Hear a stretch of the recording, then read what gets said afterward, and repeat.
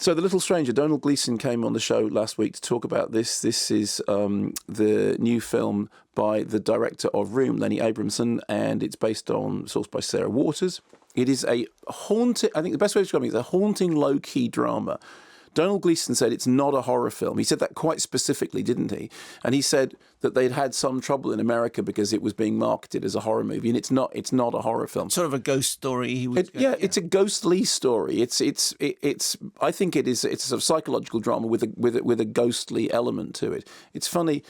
Usually when people say it's not a horror movie, what they mean is we don't want it to be somehow denigrated as a horror movie. But when he said it's not a horror movie, what he means is don't go expecting scares and don't go expecting quiet bangs. It's not that kind of movie at all. So Donald Gleeson is Dr. Faraday, who is this kind of clipped and bristly medic who is called to Hundreds Hall, which is this crumbling hall, and he's called to attend to somebody working, a young woman working in the house who has been taken ill. And it's apparent as soon as he sees her that she's not ill. What she is kind of freaked out.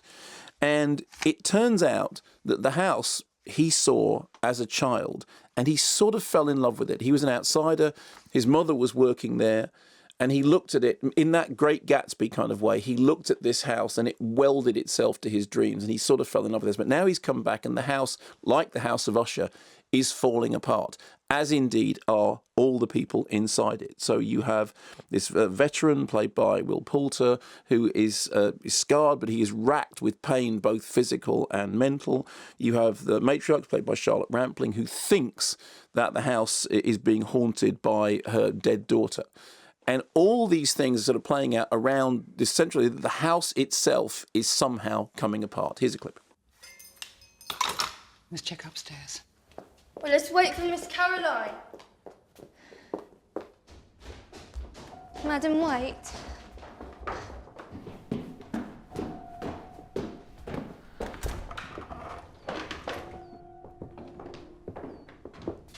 Please, let's wait for Miss Caroline. You stay if you like. What have I to fear in a nursery?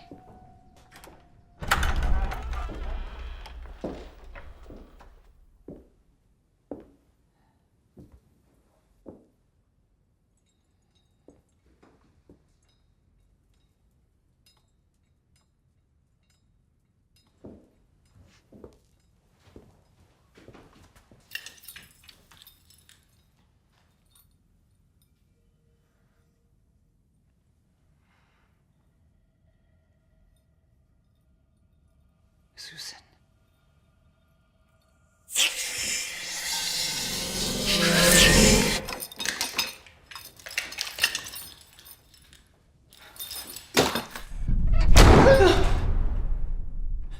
Now, the weird thing about that clip is that's about as horror-y as the film gets. For the Sounds most like part. another house with a clock in its walls as well, but not in this case.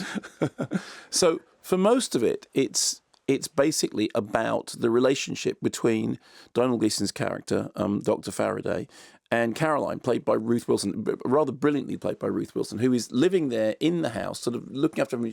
She's like she's trapped in the house. She has to be there. She's taking care of everything, but everything is sort of slowly falling apart.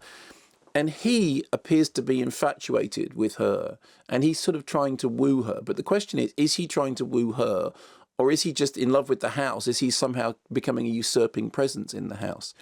And I think whenever you look at something like this, the more and more I think about this, my mind goes back to Shirley Jackson's Haunting of Hill House, which is, kind of the template for the modern ghost story. The idea about, you go to a house in which you already have something invested, and you are bringing something to the house as you go to investigate it. I remember when I was watching this, I thought at first, it's brave enough to take its time. Some people have considered that to be a sort of pacing issue, but I don't have a problem with it at all. I think the fact that the story is allowed to play out, very gently. This is a pot that simmers rather than boils. It's, everything is sort of creaks and shadows around the edges. And I thought what it did rather well was to establish, ghost stories are rarely about ghosts, and about ghosts as in, the traditional. What are they about then? Well, ghost stories are a way of looking at ourselves and our subconscious and our past and our memory and our relationship to guilt and our, they're a number of things, but they're very rarely about ghosts in the same way that Jaws is not about a shark, even though a shark is in it. So if you look at a film like The Devil's Backbone, Kind of is about a shark. no, fine, I take that point, but it's not about a shark. In the same way that The Devil's Backbone is not about a devil, it's a ghost story, but it's not about ghosts. It's not about life after death. It's about something else, and which is a very long-winded way of saying that when the film works best for me is in the portrayal that you get from Ruth Wilson of somebody who is stuck in this environment. And who I think sort of brilliantly tells you with a very sort of few, words, it's to do with gestures, the weight of history that she's carrying around with her. Domhnall Gleeson's character is so uptight. And we were talking about, when he came in, about there's a level of performance in what he's doing, that basically he's become something else.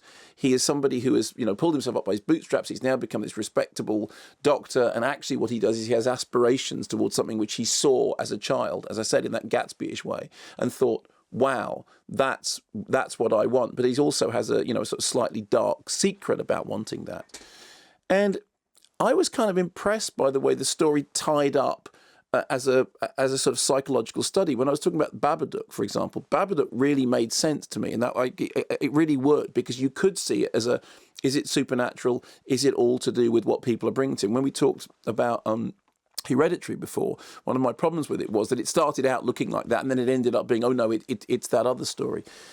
I think it's a harder sell than many of Abramson's films, and I think that some people, particularly if you go there thinking that what you're going to see is a scary, creepy chiller, might go, well, I don't get that, because that's not really what it's about.